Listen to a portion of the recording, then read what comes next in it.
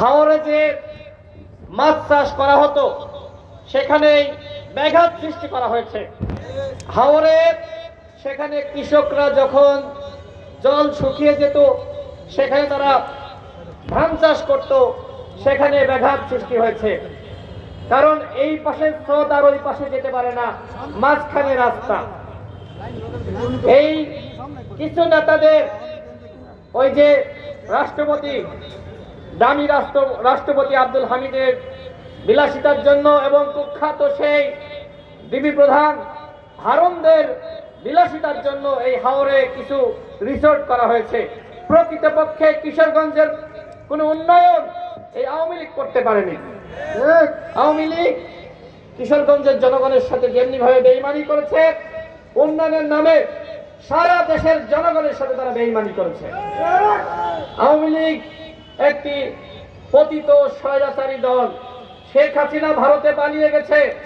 এদেশের ছাত্র জনতা যেভাবে বিপ্লব সংগঠিত করেছিল এই কিশোরগঞ্জে আপনারা দেখেছেন। আমাদের ছাত্রতা অভিক, যিনি বৈষম্য বিরোধী ছাত্র আন্দোলনের প্রধান সমন্বয়ক, ইতিপূর্বে বক্তব্য রেখেছে।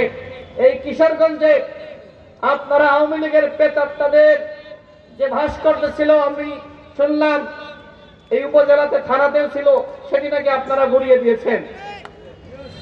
এগুলো ছাত্র জনতা অভ্যুত্থানের সময় তারা আওয়ামী লীগের আস্থানা তারা গুড়িয়ে দিয়েছে।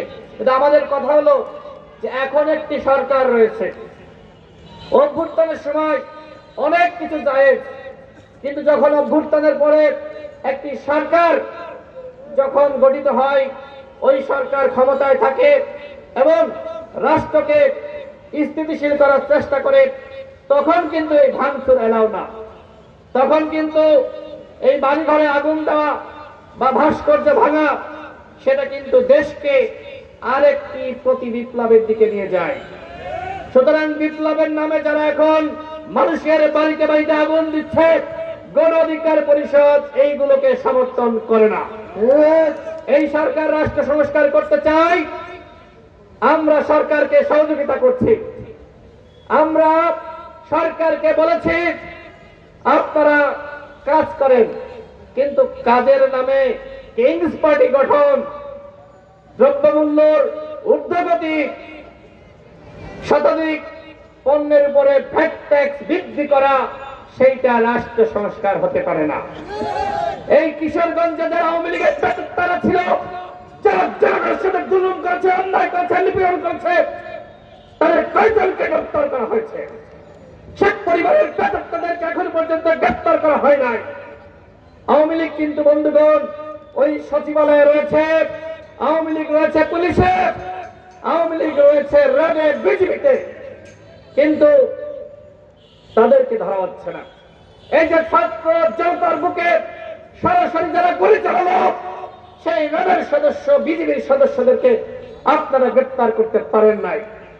পুলিশের 80% আওয়ামী লীগের, ছাত্রলীগের এই সরকারের পক্ষ থেকে বলা হয়েছে। তাহলে আপনারা এই 20% পুলিশ নিয়ে কি করবেন? রাষ্ট্র সংস্কার করতে পারবেন? পারবেন না। যে কারণে আমরা বলেছিলাম যে বিপ্লবী যে ছাত্র জনতা যারা শিক্ষিত, যাদের যোগ্যতা রয়েছে, প্রয়োজনে 6 মাসের ট্রেনিং দেন, এরপরে পুলিশে নিয়োগ দেন।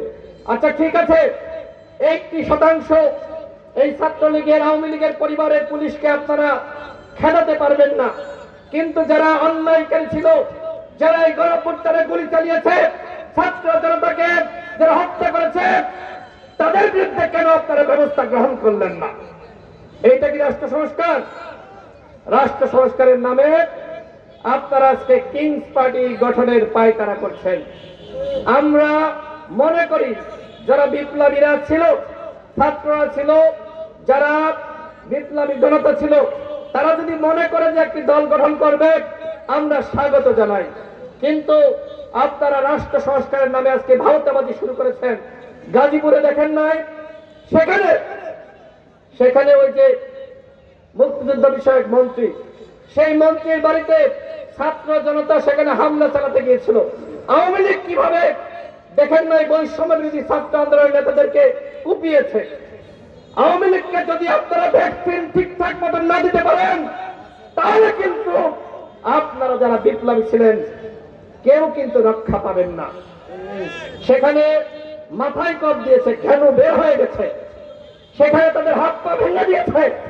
আওয়ামী লীগের বিরুদ্ধে যদি যথাযথ ব্যবস্থা না নিতে পারেন, তাহলে কিন্তু আওয়ামী লীগ এভাবেই আপনাদেরকে রক্তাক্ত করবে। এখানে এভাবে নরক করেছেন না। আওয়ামী লীগ একটি অভিশপ্ত দল, আওয়ামী লীগ একটি পাপিষ্ঠ দল। ৭১-এর পরে একবার তারা শেখ মুজিবের নেতৃত্বে গণহত্যা চালিয়েছে এবং এই ২৪-এ শেখ হাসিনার নেতৃত্বে আর একবার গণহত্যা পরিচালিত হয়েছে। দ্বিতীয়বার আওয়ামী লীগ আবার ফিরে এসে বাংলাদেশে গণহত্যা চালাক। আপনারা কি সেটি চান? সুতরাং স্পষ্ট কথা, এই আওয়ামী লীগকে অবশ্যই নিষিদ্ধ করতে হবে। আপনারা কি চান আওয়ামী লীগকে নিষিদ্ধ করা হোক? হাত উঁচু করে দেখান, হাত উঁচু করে দেখান। কিশোরগঞ্জের মানুষ, আপনারা কি চান আওয়ামী লীগকে নিষিদ্ধ করা হোক?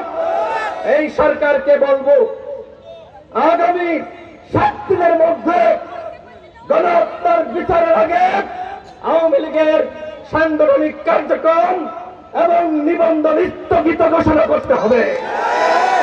জনগণের সাথে বেইমানি করে আপনারা সচিবালয়ে, পুলিশের, র্যাবে, বিজিবিতে, সরকারের প্রত্যেকটা সেক্টরে আজকে আওয়ামী লীগের পুনর্বাসন করছেন।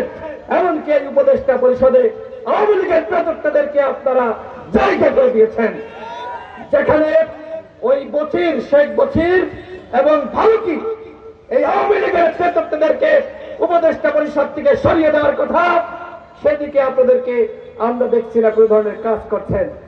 আপনারা কি করছেন? রাষ্ট্র সংস্কারের নামে গল্প শুনিয়ে জনগণকে ঘুম পাড়িয়ে রেখেছেন। কিন্তু জনগণ যে আসলে ভালো নয়, গ্রামগঞ্জে পাড়া মহল্লায় আওয়ামী লীগ অরাজকতা শুরু করেছে। উপদেষ্টাদেরকে বলবো, গ্রামে আসেন, পাড়ায় আসেন, মহল্লায় আসেন। শুধুমাত্র ওই সচিবালয়ের এসি রুমে বসে আপনারা রাষ্ট্র সংস্কার করতে পারবেন না।